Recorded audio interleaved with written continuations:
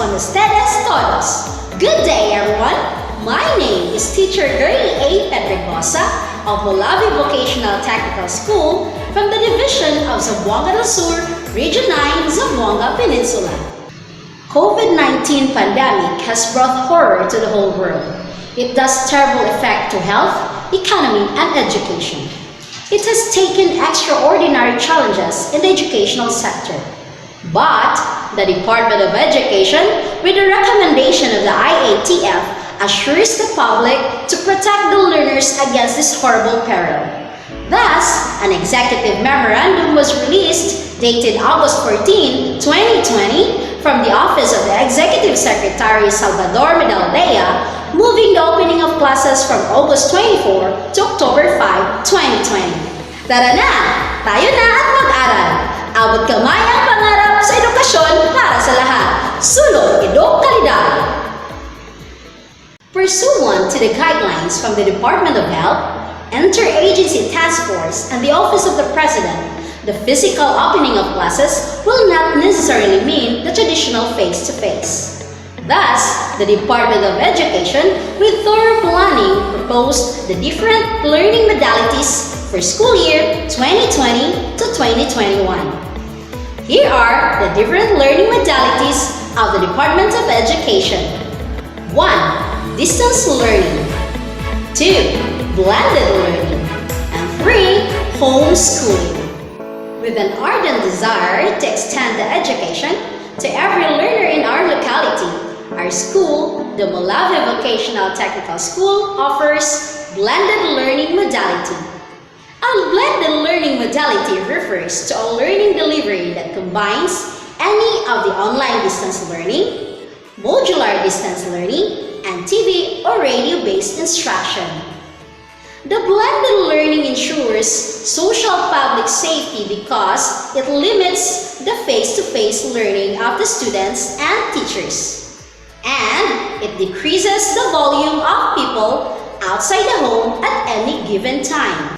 Here are the suggested platform and resources that the students may use during the learning process.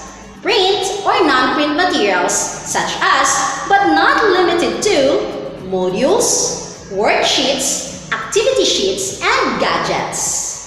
The Molave Vocational Technical School ensured the learners access to quality education despite the pandemic. And among the blended learning, the most viable learning modality in our locality is the modular distance learning. What is modular distance learning, by the way? Modular distance learning involves individualized instruction that allows learners to use self-learning modules or SLMs in print or in digital format, electronic copy, whichever is applicable in the context of the learner. And the other learning resources like learners' materials, textbooks, activity sheets, study guides, and other study materials. The teacher takes the responsibility of monitoring the progress of the learners. The learners may ask assistance from the teacher via email, telephone, text, or instant messaging. Where possible, the teacher shall do home visits to learners needing remediation or assistance. Any member of the family or other stakeholder in the community needs to serve as para-teachers. The suggested platforms are the use of learning resources materials, modules in multimedia such as slides, video, and audio files, digital packets such as learning materials, the use e-learning materials, and the use of computer-based learning resources. Here is the ADM module for TVL 11 Barbering. This module was collaboratively designed, developed, and reviewed by educators both from public and private institutions to assist the readers, the teachers, facilitators, and parents in helping the learners meet the standards set by the K-12 curriculum while overcoming their personal, social, and economic constraints in going to school. This module was designed to provide fun and meaningful opportunities for guided and independent learners. They will be enabled to process the contents of the learning resources while they are being an active learner. To the parents, guardians, and learners be guided, here are the different parts of the module. What I need to know. This will give you an idea of the skills or competencies or expected to learn in the module. What I know. This part of the module includes an activity that aims to check what you already know about the lesson to take. What's in? This is a brief drill or review to help you link the current lessons with the previous one. What's new? In this portion, the new lessons will be introduced to you in various ways such as story, a song, a poem, a problem opener, an activity or situation. What is it? This section provides a brief discussion of the lesson. This aims to help you discover and understand the new concepts and skills. What's more? This comprises activities for independent practice to solidify your understanding and skills of the topic. What I have learned. This includes questions or blank sentences, paragraph to be filled in to process what you learned from the lesson. What I can do. This section provides an activity which will help you transfer your new knowledge or skill into real-life situations or concerns. It's assessment time. This is a task which aims to evaluate your level of mastery in achieving the learning competency. Here is additional activities. In this portion, another activity will be given to you to enrich your knowledge or skills of the lesson learned. This is also tense retention or learned concepts. At the module, you will find the references. This is a list of all resources used in developing this module. And today, we are privileged to show you our blended learning modality implementation in our school. Are you ready? Let's go! Prior to the distribution of modules, parents were invited for an orientation. They were educated on what are the learning modalities MVTS offer. They were instructed too on what to do with the modules. They were informed of the schedules from distribution to retrieval and other important reminders.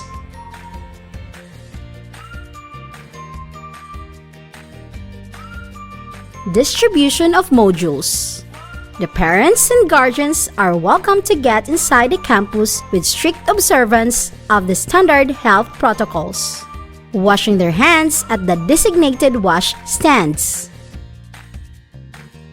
foot bath and checking of temperature and log-ins. The parents are ushered by our accommodating teachers.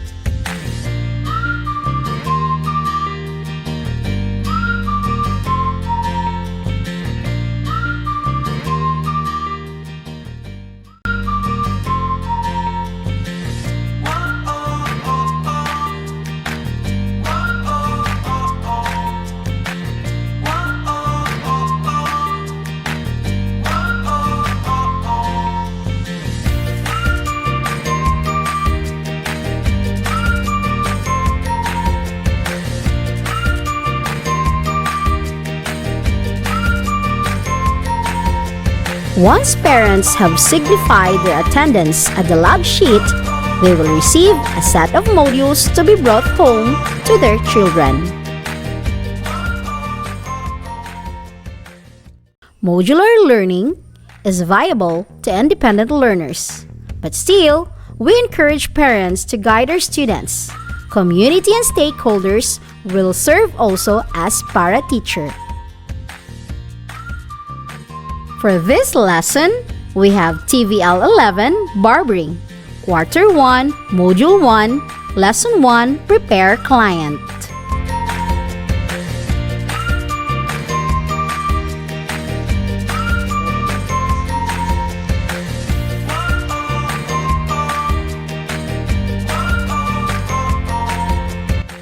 During the blended learning, the Molave Vocational Technical School gears up education with different follow-through activities to make sure that students learn in varieties of methods. We have the radio-based instruction or RBI and the offline video instruction. For the students to manage their time well, the parents were provided with the schedule. Here is the schedule for week 1.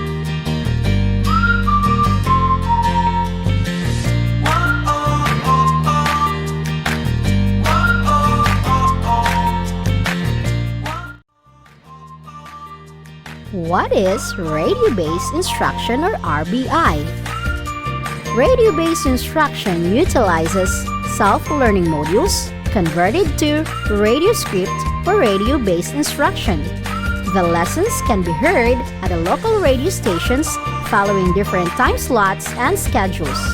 The specific objective of the program is to provide learning opportunities to all learners with differentiated styles of learning. Example, the audio types of learners.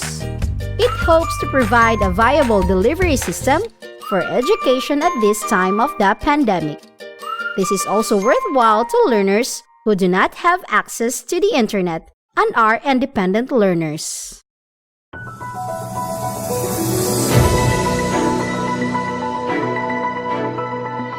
Abot kamay ang pangarap sa edukasyon para sa lahat. Sulong Kalidad. Ito ang Department of Education School on the Air. Sumasahing papawid sa DXPB 106.9 Radyo Pilipinas. Member KBP, kapisanan ng mga broadcaster ng Pilipinas.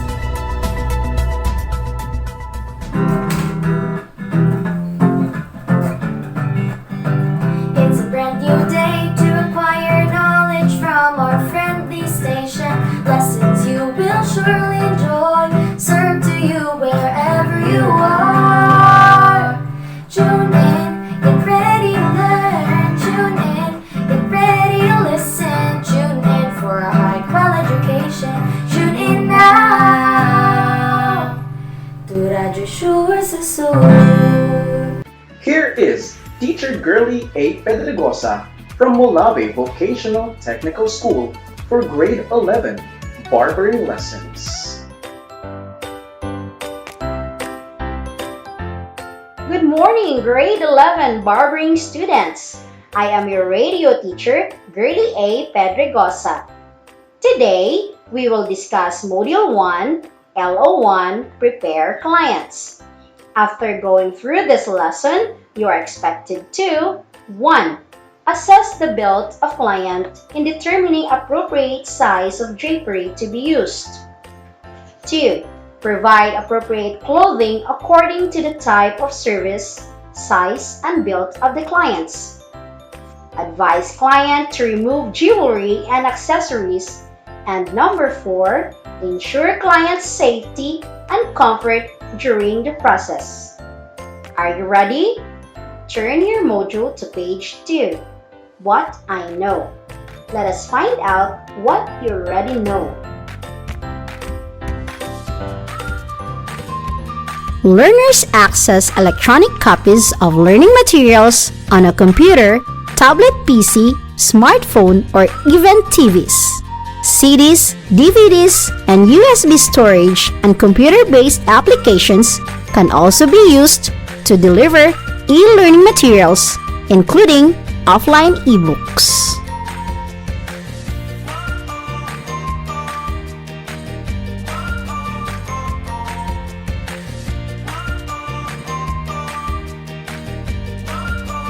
In order for a teacher to encourage the students to learn the new normal situation, teachers should follow up the students via call, text, private message, or emails. The teacher will talk to the students, ask questions, and answer their questions and clarifications. This time, they will hear real-time responses.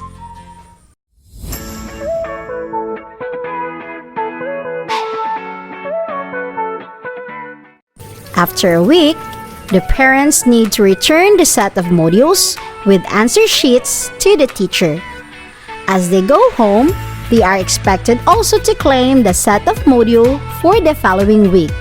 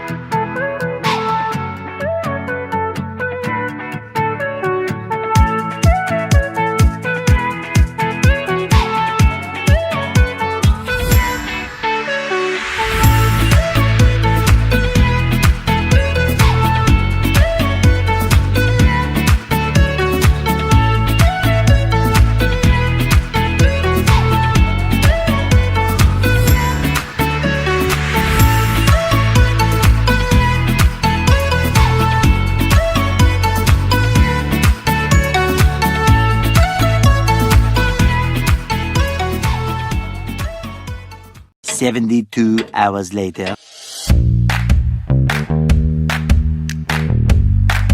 During the checking of outputs, the teacher will contact the students via call, text, private messages, or emails for the feedbacking. Feedbacking is essential so students may know what went well and what went wrong. Feedbacking is vital in the learner's improvement. Hi, Dan! Hello! How are you? Kailangan po. Kailangan pero nandito po ano yung sa page 16, ma'am. Saan siya, ma'am? Ano siya? Okay! That's good. Muna siya gitawag na crosswords. Oh, hello dong. Aldrin, mayong hapon. Kumusta man ka? Activity 3 and 4 o ang assessment. Noon sa man niyon, sa may problema ni mo, ano wala man ni mansiran. Lagi ma'am, lisod man gud kayo ma'am kay amo gud mi diri sa bukid ba dayon wala. Ba? Kanang kabuutan pud ni mo dong uy. Kanang imong huna nga makatabang jud kagayo sa imong magpapa. Congratulations sa nadong. Pero ato hinumduman dong Aldrin nga mas makatabang pa sa atong mga magpapa kung atong tiwason natong pag-eskwela. So, atong hinahinayan, ha? Ako ni siyang ipadala og balik sa imong mama, inag-uli niya sa week 2 module. Inag-abot sa imuha, pangitai og pamaagi, nga taga-higayon, nga mansira nimo hinay-hinay. Hantod mahuman ka, iuli din sa ako, okay? And that is how our students learn in blended learning modalities in this new normal of education. Thank you and God bless everyone. Mabuhay! Bye-bye!